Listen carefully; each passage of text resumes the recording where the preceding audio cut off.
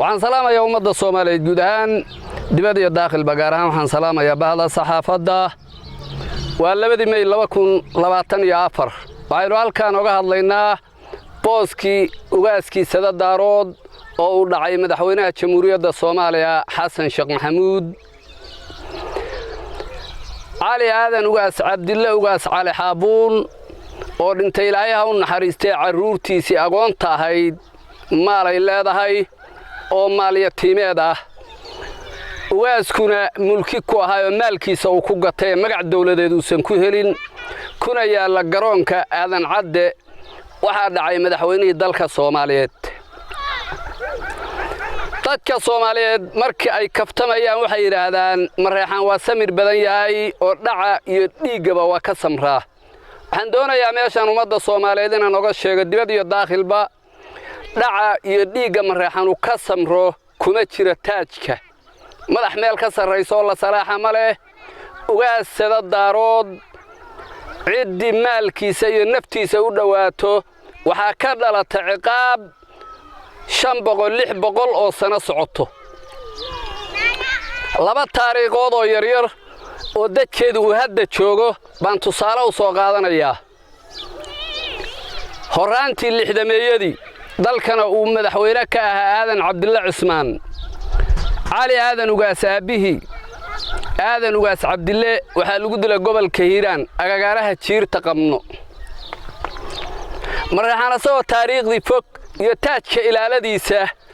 go'aankeedu uu yahay aadan ugaas Cabdille ugaas cali xaabuun ciqaabtii ka dhalatay ilaahu dadkii geystayna inuu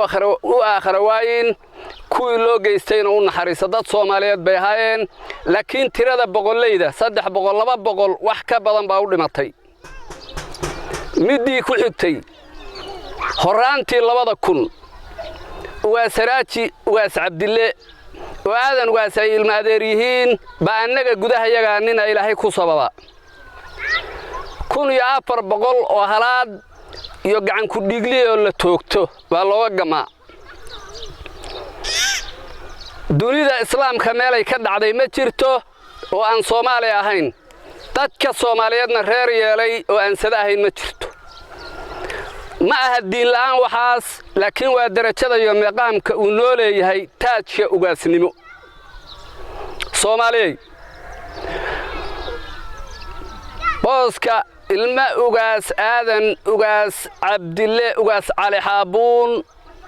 عقاب وحكر دلان دونتو كفع الله فعاديو حدان لهلين ومات صوماليات وقرار له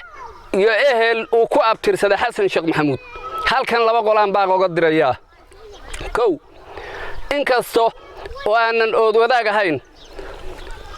beesha abgaal si guud mudulood waa dad dhaqan leh sida aan facaadsaday ama aan ogahay waxay leeyihiin dhaqan la ilaaliyo la duubo la dhaqaaleeyo la dhowro waxaan baaqa koobaad u dirayaa dhaqanka mudulood وأي ورايان غير إمام وحن لا هاي أنا قلت لكن كيو واسداس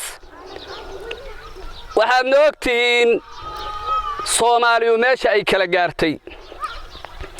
تاج غير إمام مهنه هذا مهننا مصيبا في لنا تاج يجي حسن شيخ محمود إنه الله عندنا كيالي ما إنه نمكن شلا لها بيش مدلود وأصقة يا شريف يا الله ونحرستي عالم هذه قرب تاجنا بعض هيدين وعندنا لنا هاي مصيبة ضايعة أو كارد عضي أو كود عضية أنه كم جرجرتنا تاج واسك إن إيمان أقونت مال كذا أنا أطبح الكاكر كان صوماليا ما لحظة الله قد جاي باقى وحنود ريا غير إيمان باقى لبعض وحنود ريا وضياش مريحان شوق مقدشو مركه هره sidii aad hawsha ku bilowdeen way haboonayd laakiin gadaal way ka hubowda laba siyaaboodbo sida koobaad maxkamad iyo waxba ka shanqariseen maxkamad difaac caliya 1999 dadka Soomaaliyeed ciqaabaysay iyo mid xamar taala anagu waa isugu kaaya mid la ajli sabab maxkamadaanan guddoomiyaheeda iyo ku-xigeenkeeda iyo guddiga raacfaanka midna aanan lahayn oo aanan waxba ku lahayn cadaaladdeedana ay tahay nin xaaskiisii gubay oo ay bil iyo xoogaa tallaagad ugu jirtay meydkeeda in laga oofin waayo xaqii maxkamadda caynkaa ah waxa haysanaa sida aan sheegay ay tahay waxa weeyo way huubowday markaad la aadeen arrinta labaad senator Fartaag oo beesha oo waliba reer ugaas ah baad soo hadal qaadeen Fartaag waa run waa reer ugaas waa mareexaan laakiin geel la dhacay oo mareexaanna looma diro mid xaraysanna lama dhaqaale lama yiraahdo qodobkaasna waa la marin habowdeen hal qodoba oo ragga qaar baan isaragnay ee furan baa jiro qodobkaas oo uu yahay nabi nin ka sareeyo lama doortaa reer koonfurku ku maahmaahan reer iimaan erga inaad u geystaan haddaad erga reer iimaan ku weydaan aafa Soomaaliya saamayso oo innaga iyo muduloodna dhex marto buu booskaas dhalayaa dhalinyarada mareexaan sida dibad iyo gudaba waxaan leeyahay dhiiggiina iyo dhaqaalihiina soo dhaweeya taajayag baa loo muhday waxaan maraynaa madaxweynihii Soomaaliya gabdha hiraaba inuu ku dhibaadiyo aqoontii reer ugaas maalka ay lahaayeen oo aabahood u tabcay oo mulkida ku ahayd inuu gabdha hiraaba ku dhibaadiyay maraysaa soo dhawaysta dhiiggiina iyo dhaqaalihiina. Assalaamu calaykum waraxmatullaahi wabarakaatuh.